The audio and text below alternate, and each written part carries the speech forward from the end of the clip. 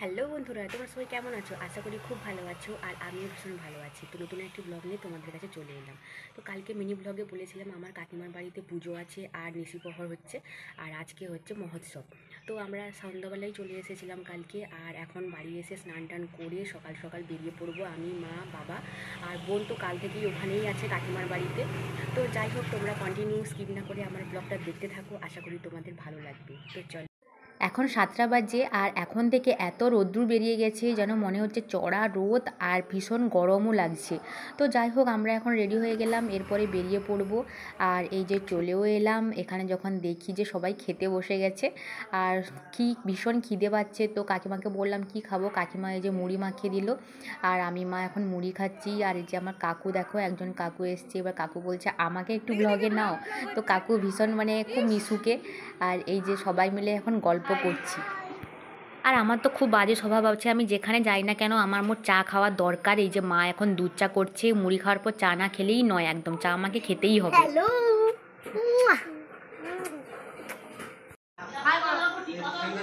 এখন আমি টিফিন করে নিয়েছি আর এখন চা খাচ্ছি। পুনম, তুমি চা খাবে? পুনম চা খায় না। পুনম হচ্ছে আমার দিদির মেয়ে, আমার পিসির মেয়ে, তার মেয়ে। একটু খাবে? আর এই যে দেখো, এই যে আমার কাকু আর অনেক ব্যস্ততার মধ্যে আছে, তাই যখন পেলাম যে কাকুকে পেলাম ওই জন্য একটু ভিডিও করে নিলাম। কাকু এখন পুজোয় বসবে, তো সেই জন্য রেডি হয়ে গেছে, পুজোয় বসার জন্য সংকল্প হবে। আর এখন সবাই দেখো, গরমে স্প্রাইট খেতে ইচ্ছে করছিল, ওই যে বোন স্প্রাইট নিয়ে এসছে সবার জন্য। এখন আমরা সবাই স্প্রাইট খাচ্ছি। আর আজকে ভীষণ পরিমাণে গরম পড়েছে, বলারই নয় কিছু, এত গরম পড়েছে, পুরো ঘেমে যাচ্ছি একদম সাথে সাথে। এই জন্য স্প্রাইটটা বেশ ভালোই লাগছিল।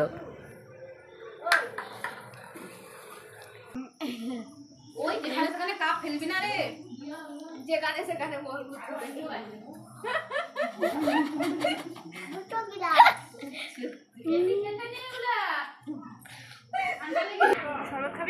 হ্যাঁ দে, একটা করে খাবো শরবত।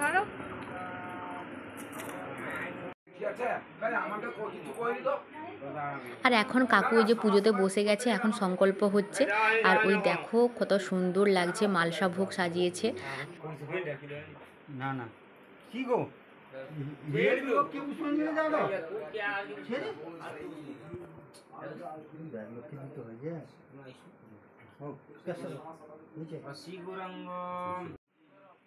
তো দেখে নাও, এই যে আমার কাকিমা, আমার বড় কাকিমা, আমার দুই কাকিমা, এই কাকিমা বড় আর ছোট কাকিমা কোথাও হয়তো কাজকর্ম করছে। আর এই দেখো, আমার বাড়ির পুজোর সময় তোমাদের সঙ্গে আলাপ করিয়ে দিয়েছিলাম আমার বড় কাকিমাকে, ছোট কাকিমাকে, সবাইকে। আর এখন এই যে কাকিমা ধুনুচি জ্বালছে, যেহেতু পুজো চলছে, এখন পুজোর ওখানে ধুনুচি লাগবে। আর কাকিমার পাশে দাঁড়িয়েছে যে ও আমার বোন, আমার কাকিমার মেয়ে। তো চলো তারপরে তোমাদের সঙ্গে শেয়ার করি। আর এই যে আমার দাদু ঠাকমার মূর্তি আজকে প্রতিষ্ঠা হবে, আর দেখো কত সুন্দর লাগছে আমার দাদু ঠাকমাকে।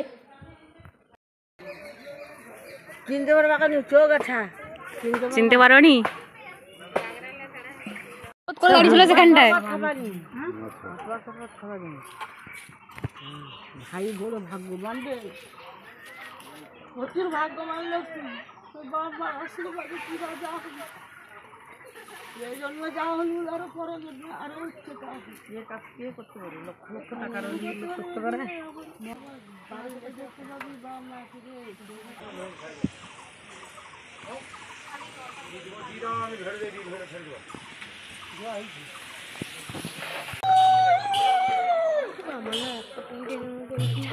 এখন বাজে 12টা, আর আমি ওদেরকে সবাইকে টেনে বের করলাম যে তোরা এবার স্নান টান কর, লোকজন এসে যাচ্ছে, আমরা সবাই শাড়ি পরবো একসাথে। আর পুজো শুরু হয়ে গেছে, ওদিকে রান্নাবান্নাও প্রায় কমপ্লিট হয়ে যাচ্ছে। আর ওই জন্য সবাই এখন স্নান করছে, আর আমি তো বাড়ি থেকেই স্নান করে এসেছি, তাই আমার কোনো ঝামেলাই নেই। হ্যালো,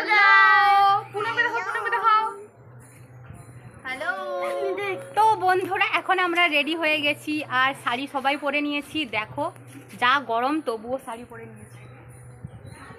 তো কেমন লাগছে সবাইকে?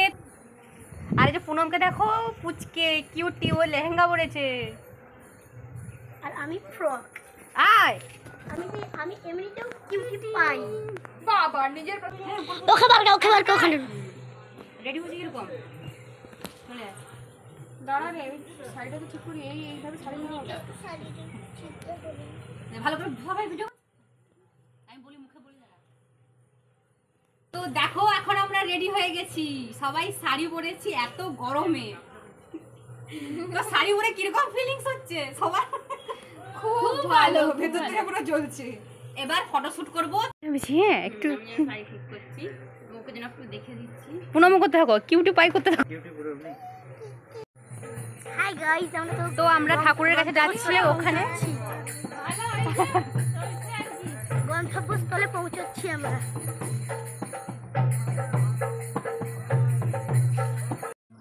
তো এখন আমরা প্লেস খুঁজছি কোথায় আমরা ফটো তুলবো, সবাই একসাথে রিলস বানাবো।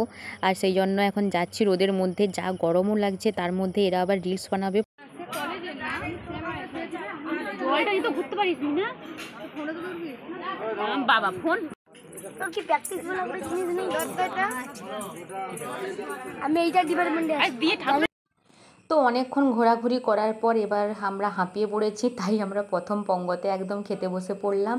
আর খিদেও পেয়েছে, প্রায় 1:30 বাজে, তাই জন্য আর দেরি না করে বসে পড়লাম, একসাথে সবাই মিলে খেতে বসছি। আর ওদিকে দেখো ভাই পাতা দিচ্ছে সবাইকে, আর যে আমার ভাই আমার কাকুর ছেলে, আর এক কাকুর ছেলে, ছোটো কাকুর ছেলে। তো এবার এই যে দেখো এ এত খিদে পাচ্ছিল কী করবে, তখন থেকে শুধু বলছে দিদি চল আমি খাবো, আবার বলেছে নাকি সে দুজনের ভাত একাই খাবে। ওকে নিয়ে আমরা এত ইয়ার্কি ফাজলামি করছিলাম, তো যাই হোক চলো। আর এই যে অন্নপ্রসাদ দেওয়া শুরু হয়ে গেছে, আর আলু ভাজা, ডাল, পটলের দোরমা, ঢ্যাঁড়স ভাজা, আর এখানে ছিল শুক্তো, সব রকম সবজি দিয়ে শুক্তো করেছিল, আর পনিরের তরকারি, আলুর ঝোল। আর এই যে আমার কাকু এখন খাবার দিচ্ছে আমাদেরকে, আর আমরা বলছি কাকু তুমি বেশি বেশি করে আমাদেরকে খাবার দাও। কাকু বলছে অবশ্যই, তোমরা খেতে পারলে আমি আরও দেবো। তাই এই যে এখন খাওয়া দাওয়া চলছে।